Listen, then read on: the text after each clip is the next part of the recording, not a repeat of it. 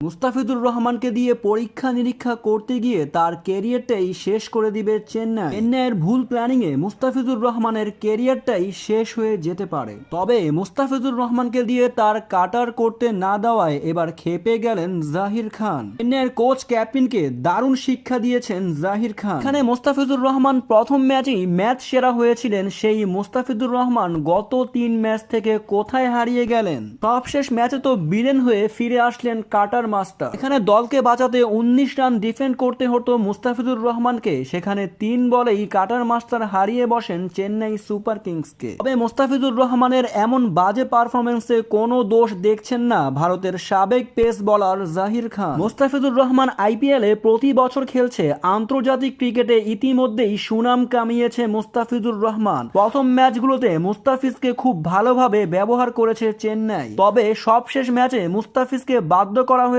ভিন্ন কিছু করতে, তাই সেই পরীক্ষাতে ফেল হয়েছে চেন্নাই। স্লোয়ার করতে দেয়নি, কাটার মারতে দেয়নি, ডানহাতি ব্যাটারদের বিরুদ্ধে ডান দিকে বল করানো হয়েছে, যা এর আগে কখনোই করেনি মুস্তাফিজ।